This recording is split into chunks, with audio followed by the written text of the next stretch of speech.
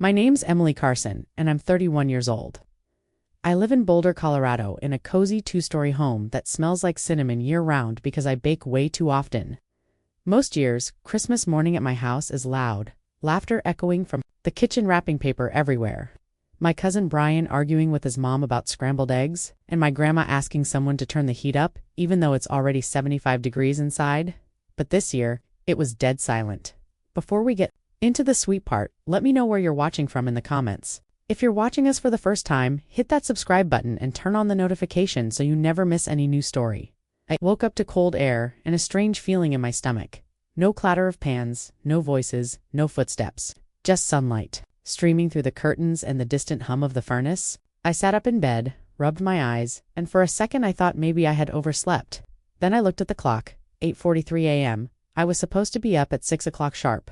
That's what I had written on the itinerary, an actual color-coded itinerary I made and printed out for everyone because apparently I'm the only one in the family who knows how to plan anything. Still half asleep, I stumbled out of bed and yelled down the hall, "Mom, Dad." Nothing. No one answered. The house felt weirdly still. I walked past my parents' room. It was completely empty. Bed made, suitcases gone. The bathroom door was open and the travel-size shampoo bottles were missing from the sink. That's when I felt my chest tighten a little. I went into the kitchen hoping to hear someone pouring coffee or feeding the dog, but all I found were a few dirty plates in the sink and a sticky note that said, "Don't forget the almond milk." It was a note I had written to myself the night before, everything else gone. The coffee pot was cold. The Christmas tablecloth was on the floor. Someone had made waffles and left them out. There were crumbs and syrup trails, but no people. I ran to the front door. The driveway was almost completely empty except for my little hatchback. All 4 of the SUVs we were supposed to use for the trip had vanished. No note, no text, not even a missed call. 16 people, 4 vehicles, a 5-day vacation in Lake Tahoe. I booked the cabins, made all the phone calls, emailed confirmations, even sent out meal preference surveys because Uncle Rick's kid suddenly decided he's gluten-free and they left me behind. Not by accident, not because they forgot. It wasn't like that. It was a choice. I stood barefoot on the welcome mat, shivering even though I was still wearing my fuzzy reindeer pajamas. I pulled out my phone and opened our family group chat. Nothing, not a single message. Then I checked Instagram. My cousin Lily had just posted a picture of everyone at a gas station rest stop, smiling, holding sandwiches, wearing matching Christmas sweaters I had made last week with iron-on decals. The caption read, "Tahoe Squad, rolling deep. 15 of us, 3 cabins, 1 epic Christmas ahead." 15. That was supposed to be 16 with me. I wasn't there. I hadn't been invited, apparently. Not really. My stomach dropped like I was on a roller coaster. I didn't cry right away. I was too confused. My brain was trying to catch up with what was happening, trying to rationalize it. Maybe they thought I was meeting them there. Maybe they assumed I overslept and left in a panic. Maybe no. That didn't make sense. I called my mom. She picked up after 3 rings. "Oh, hey, Em, you're up." That was the first thing she said. Like I was waking up from a nap, not realizing I'd just been cut out of my own family's Christmas. "Mom," I said, trying to stay calm. "Where is everyone?" "I'm still at home." There was a pause. Then I heard her cover the phone, whispering something to someone near her. When she came back, her voice sounded weirdly casual. "Oh no. I think everyone thought you were in Brian's car. Weren't you riding with the cousins?" "No," I said flatly. "I told you I was driving with Dad. We were going to rotate drivers. It was in the plan I emailed twice." She sighed. "Things were kind of chaotic this morning. Everyone was rushing." "Don't be upset, honey. You can just catch a flight later today. We'll send someone to pick you up from the airport." I didn't answer her right away. I didn't even know what to say. My heart was beating in my ears. I had spent the last 2 months planning this trip, every little detail, everything. The car assignments, the route, the snack packs, even the allergy-friendly marshmallows for the kids. And they left me. They actually left me. After I hung up, I didn't move. I stood there in the hallway staring at the Christmas lights, still blinking faintly in the living room window. My legs felt like they didn't belong to me. Like I was stuck in some weird dream where your family vanishes and pretends it's all a misunderstanding. Then I saw the second post on Instagram. My sister, Megan, had uploaded a boomerang of everyone toasting hot cocoa outside one of the cabins in Tahoe. They were already there. 2 of the kids were holding the gingerbread kits.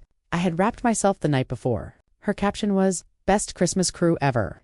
No one had mentioned me. No one tagged me. No one said, "Wish Emily was here." I sat on the edge of the couch and stared at my phone. I felt like the floor had just opened beneath me. Every Christmas memory I had suddenly felt fake. All the years I'd been the one who made sure we had extra chairs, sent reminders, cooked for the picky eaters, created sign-up sheets for Secret Santa, I thought that meant something. I thought it meant I was important. But apparently, I was. Just useful. I thought about last Thanksgiving, when I rearranged my entire work schedule to pick up Grandma and Grandpa from their assisted living home. No one else even offered. I remembered my 30th birthday, when my mom said, "We'll just celebrate it along with Brian's next week to save time." And I had smiled like it didn't bother me. Maybe they didn't see me at all. Maybe they only saw what I could do for them. I didn't cry until I opened my laptop and saw the confirmation email for the Tahoe booking. $6,000 for the deposit. On my card, no one had even offered to reimburse me yet. And now they were all enjoying the vacation I had planned. Without me, I sat there in that silence for a long time, not angry, just hollow. Then I opened my email and started typing not to them to the resort. After the call with my mom, I didn't do much. I couldn't. I sat curled on the couch under a blanket, sipping tea I barely tasted, staring at the blinking cursor on my laptop screen. The kitchen still smelled like cinnamon and vanilla from the cookie dough I made last night. I didn't even put the cookies in the oven. They were still sitting in the fridge, wrapped in cling film, untouched. Like me, I should have been at the resort by now, handing out cabin assignments, organizing the gift exchange, helping Grandma zip up her coat, laughing while Uncle Rick failed again to get the Bluetooth speaker to work. But I wasn't. They were all there without me, and no one had the decency to even check in. The longer I sat, the more the silence pressed in.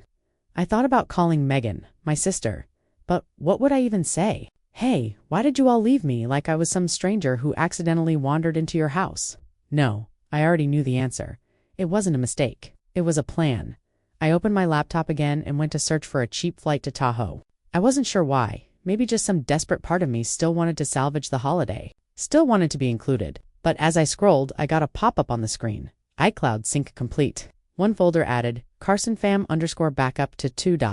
I blinked. I hadn't seen that folder before. At first, I thought it was just the usual photo dump videos, trip itineraries, maybe some memes we sent each other, but something about it felt off. The folder name, the fact that it just appeared, I clicked . Inside were several subfolders, one titled, Tahoplan_Found. My heart thudded as I opened it. Dozens of screenshots, group chats, notes, meal plans, cabin layouts. But none of it looked familiar. Not because I hadn't seen the content before, but because I hadn't seen these versions. These were different documents than the ones I created. They had my name removed from almost everything. Instead of Emily's cabin assignments, it was Brian's final plan.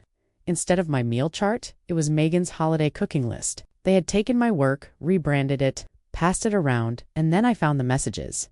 The group chat wasn't the usual family thread we all used. This one was a separate conversation titled, Christmas Vibes, No Emily.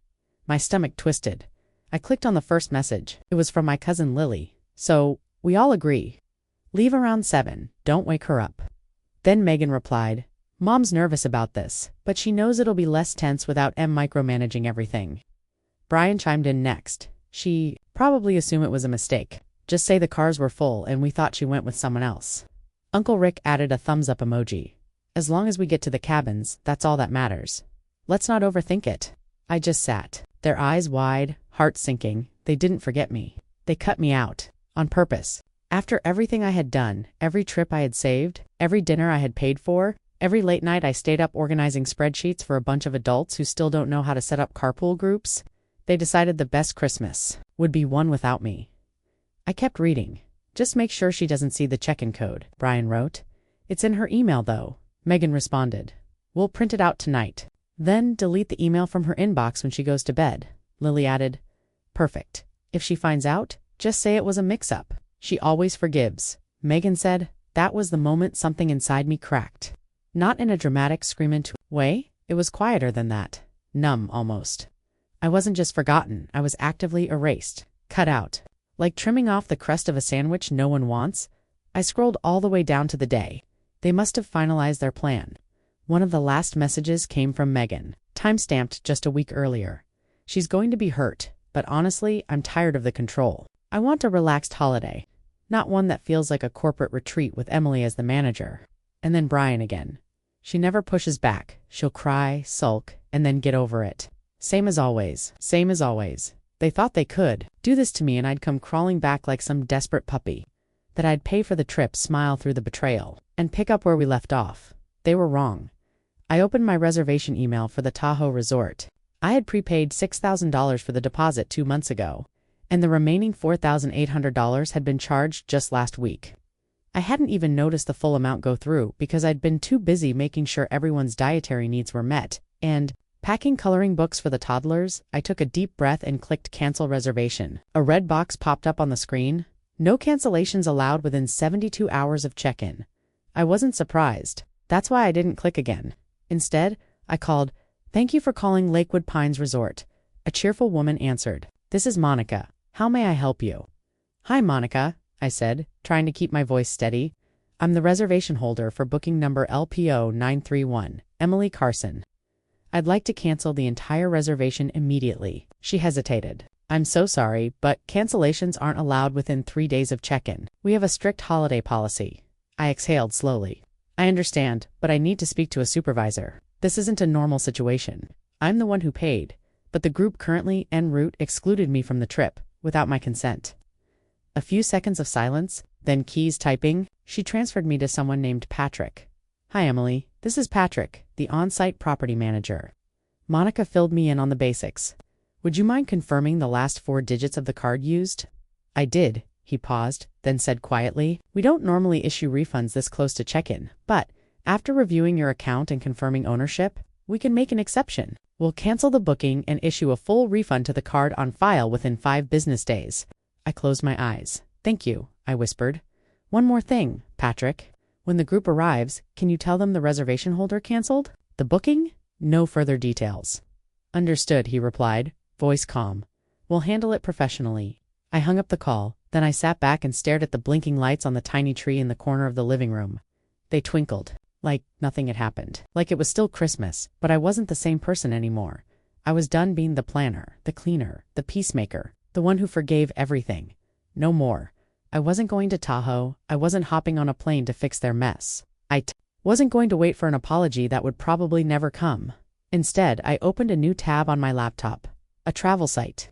I had bookmarked a yoga retreat in Bali 6 months ago, but never felt free enough to go until now. Booking the flight to Bali didn't feel triumphant at first. It felt strange. Like standing on the edge of a cliff you've stared at for years, unsure whether the leap will kill you or set you free. I stared at the screen. The price, $2,037. Round trip. Departing from Phoenix Sky Harbor at 9:15 p.m. with a layover in Tokyo, then straight into Denpasar, Bali. I hesitated. Not because I couldn't afford it, but because for the first time in my life, I was spending money on me, and not for someone else's comfort. I'd always been the kind of person who'd rather pitch in for a group dinner than argue over who ordered what. The one who bought a last-minute gift for a niece I barely knew, just so no kid felt left out on Christmas morning. I calculated everyone's needs constantly, budgeting in my head like I was running a small business called Keep the Family Happy Inc. The emotional labor alone could have filled a full-time spreadsheet. But now, it was time to reroute. I hit book now. The confirmation email came through instantly, and as I watched it load, a strange calm washed over me. I hadn't told anyone. No messages, no goodbye. Not even a vague "I'll be out of town." I didn't owe them anything anymore, not even an explanation. That realization alone felt like freedom. I packed a small suitcase with just the essentials: 2 light dresses, my yoga pants, a journal, a Kindle loaded with novels I never had time to read, and a passport I hadn't touched since before the pandemic. I placed a single handwritten note on the kitchen counter before locking the door. It said, "Don't call me if the only time you remember me is when you need something." Underneath it, I pinned the printed cancellation receipt from the Tahoe resort, the one with my name on it, and the bolded line, "Full refund approved. $10,800. Not that I expected anyone to be grateful. I just wanted the truth to sit in their faces when they walked into the house and realized they hadn't just excluded me from a vacation. I had removed myself from their entire blueprint. The flight took off on time. As we ascended into the night sky over Arizona, I stared out the window and thought about how many times I had sacrificed my peace in that same house. Late nights coordinating road trip stops, redesigning menus for vegan cousins, balancing everyone's petty squabbles, like I was a hostage negotiator at a family reunion. I remembered how last year, Megan cried over a dinner seating chart because she didn't want to sit next to Aunt Rachel. And somehow I was the villain because I hadn't checked in emotionally before assigning her a seat. I remembered when Uncle Rick's credit card bounced after a fancy brunch in Sedona, and I paid the $478 tab without blinking, just so no one would feel uncomfortable. It had always been like that. Me quietly absorbing the chaos, patching over everyone's cracks like I was the grout in a crumbling house held together by expectations. But as the flight crossed into the Pacific, something shifted. I watched the cabin lights dim, the soft hush of engine hums surrounding me, and thought, they could figure it out now. Without me, they could check into a hotel if they found one. They could plan their meals, coordinate rides, fight over who gets which bed. I wasn't their invisible glue anymore. They had cut me loose. I arrived in Bali 26 hours later, puffy and dehydrated, but not unhappy. The air was thick with humidity and the scent of frangipani flowers. I grabbed my luggage and stepped outside to meet the driver from the retreat. He was holding a sign that said Emily C. and greeted me with a smile warmer than anyone in my family had given me in years. The drive to the retreat in Ubud was long but quiet. Green rice terraces stretched across the horizon like layered blankets. Chickens darted between mopeds. A couple on a scooter passed by laughing. And for the first time in forever, I didn't feel jealous. I didn't feel alone either. I just felt still. The retreat itself was simple. Bamboo cottages, vegetarian meals, no Wi-Fi except in the lobby. Every morning started with yoga under a thatched pavilion surrounded by misty jungle.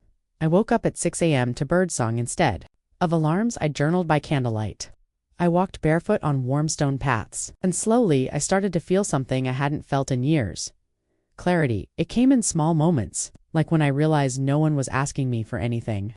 No errands, no reminders, no emotional support I didn't consent to. Just me, sitting on a yoga mat, sweating in silence, learning how to breathe again, and yet, back home, the fallout had begun. I had scheduled a delayed email to send the morning of check-in. It went to every person in that group chat they thought I'd never see. The subject line was short, enjoy the snow. Inside was the receipt showing I had canceled the Tahoe booking. Attached was a single message. I wasn't forgotten. I was excluded, so I chose to exclude myself from a family that only remembers me when there's a problem to solve or a card to swipe. I left it at that. By the time they arrived at the resort, all smug and full of peppermint lattes, ready to celebrate a holiday without the overbearing trip planner, they were met by a receptionist who politely informed them, "I'm sorry. The booking was canceled by the primary reservation holder. Refund has already been issued." I imagined the frozen silence, the confused glances, the scramble to find backup accommodations during peak holiday season, Christmas Eve in Tahoe, with no lodging and 15 angry adults in 4 SUVs. I got the first message from Brian that same night. A furious wall of text. "Why would you do this to us? Everyone's freezing. Mom's crying. You ruined the entire trip." I didn't reply. Then came Megan. "This is insane. You're proving why we didn't want you there. Are you happy now?" I read it while sipping ginger tea on a balcony surrounded by palm trees. I didn't feel joy exactly, but I did feel free. They had always expected me to fix everything, but not anymore. Instead of replying, I posted a single photo to my private story, the kind only close friends could see. It was a shot of the sunrise from the retreat. Orange light filtering through the trees, a caption underneath in white text. "Peace doesn't come from being invited. It comes from walking away when you're no longer valued." The next few days were quiet. I expected someone, maybe my mom, to call. She didn't. I expected more guilt-tripping texts, but they never came. Maybe they were too embarrassed. Maybe they realized they couldn't spin this one, or maybe they were scrambling to find rooms at $600 a night, and trying to divide meals without a planner. I spent the rest of the week diving into meditation sessions, eating grilled tempeh and mango salad, and sleeping like a child with no bedtime stories to worry about. My final evening, I sat with a small group of travelers, people from France, Canada, Brazil, none of whom cared where I was from or what I'd failed to do for my relatives. We talked about the last time we felt truly seen. I was the last to speak. "I don't think I ever was," I said. "Not really, but I'm learning." They nodded. No judgment, no pity, just presence. And in that presence, I felt something shift. I didn't need their approval. I didn't need their invitations. I didn't need their fake apologies just so we could play pretend again. What I needed was this: peace. My own permission to begin again. Returning from Bali felt surreal. Not because I missed anyone. If anything, I'd finally remembered what it felt like not to miss anyone. But when the plane touched down and I stepped into my apartment, everything was exactly how I left it. A perfectly clean kitchen, my half-used cinnamon candle on the counter, and the cookie dough still waiting in the fridge like a time capsule from the day everything changed. But I wasn't the same person who had made it. I moved differently now. I didn't flinch when my phone buzzed. I didn't rehearse apologies in my head for things I never did. For once, the silence in my home felt peaceful, not lonely. I tossed my bags on the couch, kicked off my shoes, and looked around. No decorations. No holiday cards taped to the fridge. No glitter stuck in the rug from those stupid gift wrap marathons. It was January now, and I had survived Christmas alone, on purpose, and come back lighter. For the first few days, I avoided social media. I didn't want to see Tahoe pictures, pity captions, or thinly veiled jabs disguised as holiday reflections. But curiosity is a tricky thing. On day 3, I caved. I logged into Instagram. The first photo on my feed was from Megan, a blurry picture of a sad-looking gas station meal. Captioned, "When your dream Christmas turns into a 3-hour drive to nowhere. #never again." I smiled a little. Not out of spite, but because it confirmed what I already knew. They weren't mad because I ruined the trip. They were mad because I proved just how much they depended on me without ever giving me credit. I scrolled down. Brian had posted a picture of a cheap motel room, the kind with floral bedspreads and flickering fluorescent lights. His caption was, "Thanks for the memories." That one didn't even try to hide the sarcasm. No one tagged me. No one mentioned my name. But the message was clear. I had made a statement, and they had heard it loud and clear. For the next week, things stayed mostly quiet, until the knock. It was a Sunday morning. I was still in my robe, hair wet from the shower, sipping coffee while flipping through a book I bought in Ubud about setting boundaries. The knock came soft but steady, 3 gentle taps. Not the kind of knock from a delivery guy or a neighbor asking to borrow sugar. It was a knock with intent. I peeked through the peephole and nearly dropped my mug. It was Mom. I froze. I hadn't spoken to her since the call on Christmas Eve, the one where she asked if I was sure I wasn't overreacting. I didn't even know she had the guts to show up. Yet here she was in a beige coat, scarf wrapped tight, holding a paper bag like she was delivering peace. I opened the door, cautiously. "Hi," she said. I didn't respond. She lifted the bag. "I brought your favorite. Pumpkin muffins from Red Maple Calf." I stared at her. She lowered the bag and tried again. "Can I come in?" I hesitated. But then, curiosity won again. I stepped aside. She walked in slowly, like someone entering a museum of mistakes. Her eyes landed on the barely decorated apartment, then the untouched Christmas lights still tangled in a box by the door. She looked older than I remembered, tired, smaller somehow. "You've been traveling?" she asked. "Bali," I said, pouring another mug of coffee. "Yoga retreat." She nodded like she already knew. Maybe she'd seen the story. "Maybe someone told her I wanted to come sooner," she said, sitting carefully on the edge of the couch, "but I didn't know how you'd react." "I canceled the reservation," I said, not as an accusation but as a reminder. "I paid for it, planned it, and got cut out." "What reaction were you expecting?" "Gratitude." She winced. "No," she said quietly. "I expected you to be furious, and you should be. That surprised me." She opened the bag and placed the muffins on the table. "I've been thinking a lot about how things got so one-sided." I crossed my arms. "It wasn't a one-time thing, Mom. You all made me the family secretary, and then blamed me for being too involved." She nodded slowly. "You're right, we did. The honesty caught me off guard, I think," she continued. "We just got used to you fixing everything. And the more you gave, the more we took. It wasn't fair, especially not from me." I stayed silent, letting her words fill the space. "I saw the messages," I said after a moment. "The group chat. The part where Megan said I'd forgive you all, that I always do." Mom looked ashamed. "I didn't know they made a second chat, I swear. But once the trip fell apart, and I saw how messy everything was without you, I realized something." She looked me dead in the eyes. "They needed you, not just for the logistics, but because you're the only one who holds us together, and we took advantage of that." I let that sink in. "You know, I said you didn't even have to show up that night. You could have sent a text, lied, said it was an accident. You didn't even try to explain." "I was embarrassed," she said. "And maybe, deep down, I knew this was coming. That one day you'd stop showing up just because we expected you to." I exhaled. She looked around the room again, then met my gaze. "I want to fix this, not just say sorry. Actually fix it." "How?" I asked, genuinely curious. "For starters," she said, "you won't be paying for anything next year. No organizing. No meal charts. If you want to come, you're a guest, not the unpaid cruise director. I smirked. Might be too late. For that, she looked down at her hands. Then I'll still show up. Even if it takes years, I'll keep knocking. For the first time in a long time, I saw her. Not the mom who looked away when things got uncomfortable. Not the woman who always played the neutral middle, but a human being who finally understood what she'd let happen under her watch. Okay, I said quietly. You can knock, but I get to decide if I open the door. She nodded. I'd like to be in your life, she said, standing slowly. But on your terms. That's fair. She moved toward. The door paused, then added, the muffins are fresh. I know they're not an apology, but I figured it's a start. I nodded. Thanks. She left, closing the door softly behind her. I stood in the hallway for a while, staring at the bag of muffins.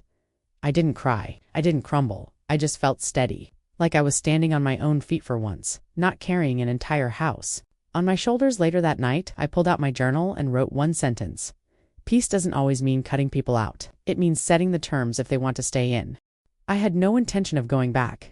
It had been 3 weeks since Mom knocked on my door, since she left that bag of muffins and a surprisingly honest apology on my coffee table. I hadn't heard from anyone else since. No texts from Megan, no sarcastic gifs from Brian, not even a passive-aggressive forwarded meme from Aunt Rachel. And yet, life felt fine.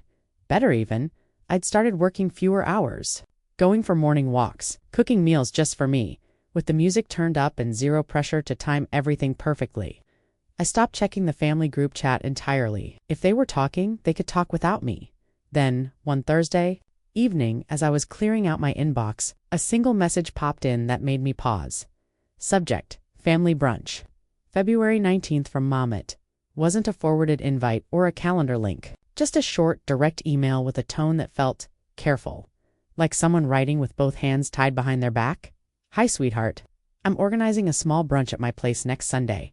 Just family, low-key, no games, no obligations. I wanted to invite you, but only if you'd like to come. No pressure, no guilt, no hidden expectations. If you say no, I'll respect it completely. But if you say yes, I'll be really happy to see you. Love, Mom. I read it 3 times. No guilt trip. No, we miss you fluff to try and manipulate me. No promises that others would behave, just an open door. One I could choose to walk through or ignore. I didn't reply right away. I wanted to sit with it. I thought about what it meant to be invited on equal footing, not summoned out of obligation. I'd never been asked like this before, only expected. This time the decision was mine, so I decided to go, not to prove anything. Not to mend fences, but because I was curious. Curious if the family that had left me behind in Tahoe had learned anything, or if the silence since then was just a temporary truce. When Sunday came, I kept things simple. No gifts, no appetizers, no trying to impress anyone. I wore jeans, a soft blue sweater, and brought a bottle of elderflower lemonade I found at the farmer's market. Just because it was pretty, not because anyone expected me to bring something. As I pulled into Mom's driveway, I noticed something unusual. It was just her car, no Brian's oversized truck, no Megan's hybrid with the custom Mom Boss license plate. I glanced at my phone. No texts, no group chat explosions, just the quiet crunch of gravel under my tires. Mom opened the door before I could knock. You came, she said, her face lighting up in a way that felt real. No guilt, just joy. I said maybe. I smirked. Consider this an upgrade. We hugged. A soft, awkward one, but warm. Familiar. Inside. The table was set simply. No overthought decorations. Just fresh tulips in a jar and a spread of quiche, fruit, and bagels. No place cards, no family trivia games, no chore charts. It was just a meal. We sat, talked, caught up. She told me about her new pottery class. I told her about the meditation retreat. We laughed about a neighbor who'd painted his mailbox gold, then got fined by the HOA. It was light, refreshing. Halfway through, I looked around. So, is it really just us? She nodded. I didn't invite anyone else. I blinked. Seriously. I thought you deserved that? A clean start. I took a sip of juice, unsure of how to process that. I did talk to Megan, she added carefully. And Brian? I told them what happened wasn't okay. That, excluding you, like that wasn't just a mistake, it was disrespectful. They didn't take it well. I raised an eyebrow. Didn't take it well?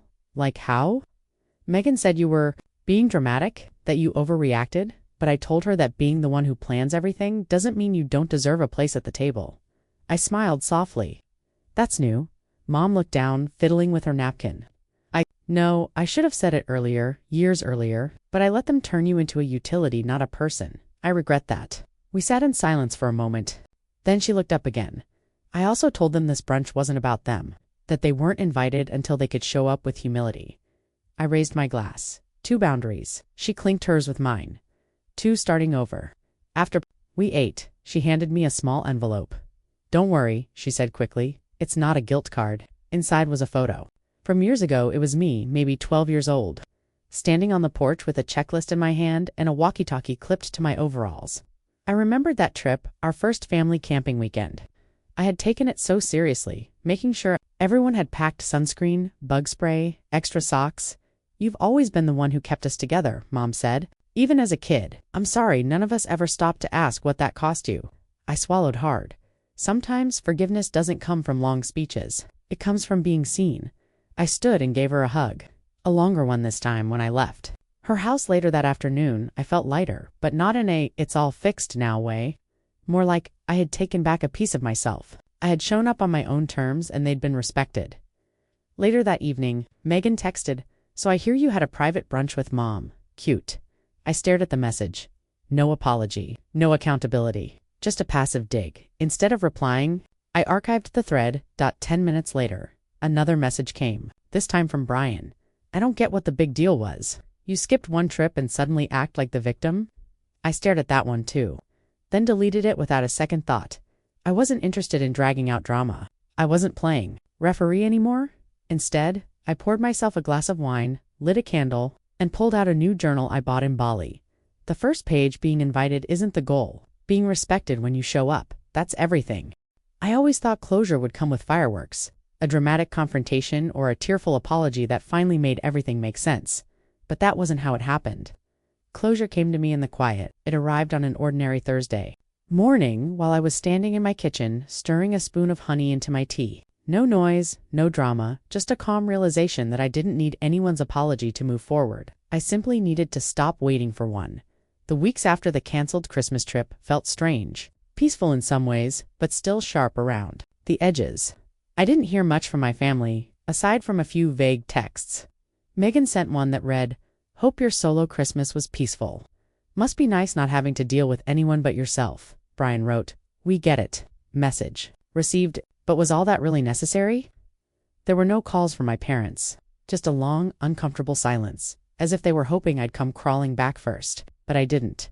I had no interest in being the glue that held together something so broken. Still, part of me needed to say what I hadn't said during all those years. So I wrote a letter, not to beg or to lash out, but just to state the truth. It wasn't angry or sarcastic. It was measured and clear. I sent it in the family group chat. The same one that used to buzz every hour with updates about snacks, vacations, and who was picking up grandma. I started by writing, "I've been quiet for a while, and I'm sure some of you think I'm sulking or holding a grudge. I'm not.